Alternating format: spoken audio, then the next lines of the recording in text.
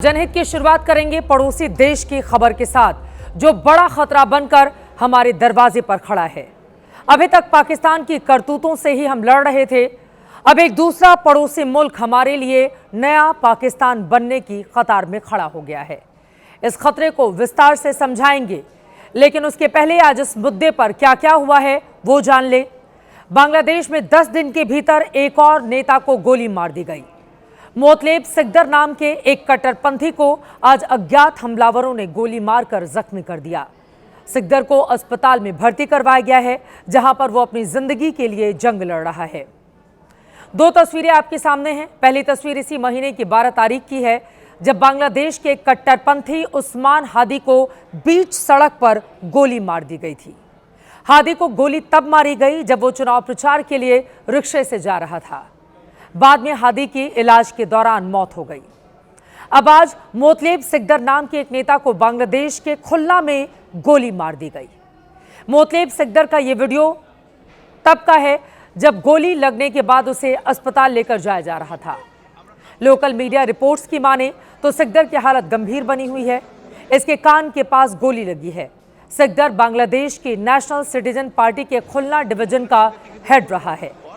बांग्लादेश में शेख हसीना के खिलाफ पिछले साल हुए आंदोलन में सिकदर भी मुख्य चेहरों में शामिल था। हादी की तरह सिकदर भी शेख हसीना का विरोधी है। सिकदर भारत विरोधी भाषणों के लिए कुख्यात है। दोपहर 11:15 बजे अज्ञात हमलावरों ने उसे गोली मारी। चुनाव अभियान के दौरान सिकदर पर यह हमला हुआ है। सिकदर की पार्टी एनसीपी उन छात्रों से बनी पार्टी है जिसने पिछले साल बांग्लादेश में बड़ा आंदोलन खड़ा किया था, जिसके बाद तत्कालीन शेख हसीना सरकार का तख्ता पलट हुआ और मोहम्मद यूनुस को कार्यवाहक प्रमुख बनाया गया। बांग्लादेश में 16 फरवरी को चुनाव होने वाले हैं और उससे ठीक पहले कट्टरपंथी छात्र नेता निशाने पर हैं। हादी की मौत के बाद बांग्लादेश के लोगों का आरोप था कि हत्यारे घटना को अंजाम देकर भारत भाग खड़े हुए हैं। ऐसे में भारत को हमलावरों को लौटाना चाहिए, वरना भीड़ ने भारतीय हाईकमीशन बंद करने की मांग भी शुरू कर दी थी। जबकि बांग्लादेश की पुलिस भी जांच में अभी तक ये नहीं पता लगा पाई कि क्या वाकई हमलावर बांग्लादेश की सीमा पार कर भारत भाग गए हैं या बांग्लादेश के भीतर ही मौजूद हैं। भारतीय हाईकमीशन पर हुए हमले और बांग्लादेश के सुरक्षा हालात पर चिंता जताते हुए राजधानी दिल्ली में विदेश मंत्रालय ने बांग्लादेश के उच्चायुक्त को तलब कर सवाल जवाब किया। बावजूद इसके बांग्लादेश में भारत विरोधी गतिविधियां लगातार जारी हैं। अभी जब पिछले दिनों हादी को गोली लगी और सिंगापुर के अस्पताल में इलाज के दौरान मौत हुई, तो ये आरोप लगने शुरू हुए कि हादी की हत्या में भारत का हाथ है। हादी के हत्यारों के भारत भागकर शरण लेने के बाद भी बांग्लादेश में कट्टरपंथियों की ओर से कही गई। लेकिन अब बांग्लादेश के सीनियर पुलिस अफसरों ने यह साफ किया है कि हत्या के आरोपी फैजल करीम के देश छोड़ने के बारे में कोई भी पुख्ता जानकारी सामने नहीं आई है। फैजल के भारत भागने की अटकलबाजी सिर्फ सोशल मीडिया का शगुफा भर साबित हुआ है।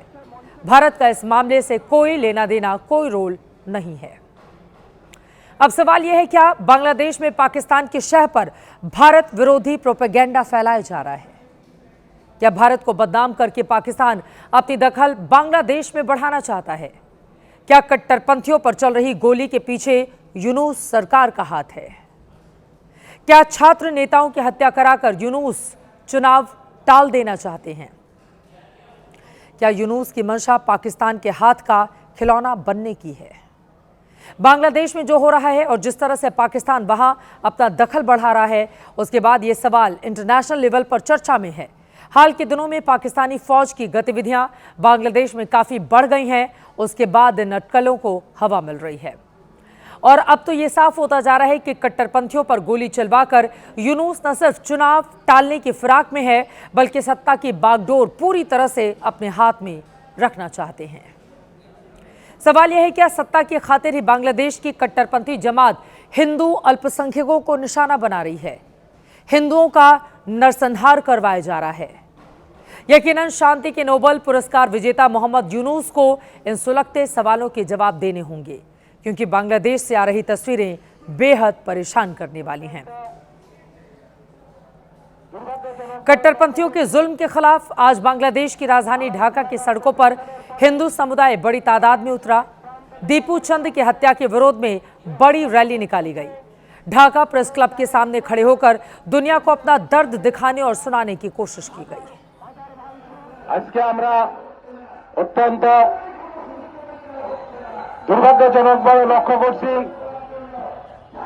আগস্ট 2024 সালের পরে ढाका में हिंदुओं पर हो रहे अत्याचार की ये तस्वीरें भारत तक भी पहुंच रही हैं। धर्म के नाम पर हो रही इन हत्याओं से भारत की सड़कों पर आक्रोश नजर आ रहा है। अब तस्वीरें कोलकाता की दिखाते हैं, जहां आज बांग्लादेशी डिप्टी हाई कमीशन के बाहर बीजेपी और कांग्रेस ने बारी बारी से विरोध प्रदर्शन किया। कांग्रेस कार्यकर्ताओं को जहां पश्चिम बंगाल की पुलिस ने आगे बढ़ने नहीं दिया, तो वहीं नेता प्रतिपक्ष और बीजेपी नेता शुवेंदु अधिकारी डिप्टी हाई कमीशन के बाहर साधु संतों के साथ डेरा डालकर बैठ गए। शुवेंदु अधिकारी ने कोलकाता से बांग्लादेशी डिप्टी हाई कमीशन के अधिकारियों को खदेड़ने की चेतावनी तक दे डाली। मैं पहले हिंदू हूँ, दीपू दास से जिंदा जलाया, ये बैठने नहीं दूंगा। विश्व का हिंदू समाज ये जो हुआ है ये छोड़ने वाला नहीं है। 26 को फिर 26 again I will come with 10,000 people, छोड़ने वाला नहीं है। पूरा बॉर्डर ब्लॉकेड होगा। बांग्लादेश की हुकूमत के खिलाफ गुस्सा सिर्फ कोलकाता तक सीमित नहीं है। देश के अलग अलग हिस्सों में यूनूस सरकार के खिलाफ प्रदर्शन हो रहे हैं। इन तस्वीरों को दुनिया भी यकीनन देख रही है। ऐसे में बांग्लादेश में रूस के राजदूत अलेक्जेंडर ग्रिगोविच खोजिन ने बांग्लादेश की सरकार से हालात सुधारने की अपील की। साथ ही यूनूस सरकार को 1971 का एहसान भी याद दिलाया। The sooner you reduce the tension, find a way for reducing this tension with India, the better. Because since, as you have already mentioned, historically since 1971, when Bangladesh has gained the independence, mostly because of Indian help as well. And Russia also supported in this regard. And shoulder to shoulder, India, Bangladesh and Russia, we were together. As you remember that we cleared the Farway. That time India helped us a lot in this regard. So my position is that the tensions must be reduced as soon as possible. It is not in the interest of neither India nor Bangladesh. हालात कितने गंभीर हैं इस बात का अंदाजा इससे लगाइए कि कनाडा की संसद में भी बांग्लादेश में अल्पसंख्यक हिंदुओं के खिलाफ अत्याचार का मुद्दा उठा है। कंजर्वेटिव पार्टी की सांसद मेलिसा लेंड्समैन ने दुनिया के मुल्कों से बांग्लादेशी हिंदुओं की हिफाजत की अपील की है। दुनिया भर में किरकिरी हो रही है, लेकिन बांग्लादेश की यूनूस सरकार संभलने और समझने को तैयार नजर नहीं आती। आज ही नई दिल्ली में बांग्लादेशी उच्चायोग ने भारतीय नागरिकों के लिए सभी कॉन्सुलर और वीजा सेवाएं रद्द कर दी हैं।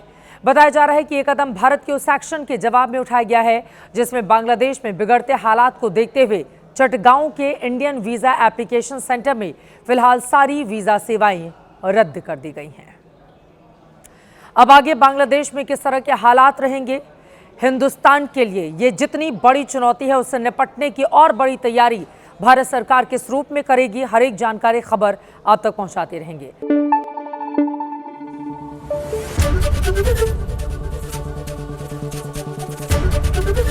एबीपी न्यूज आपको रखे आगे।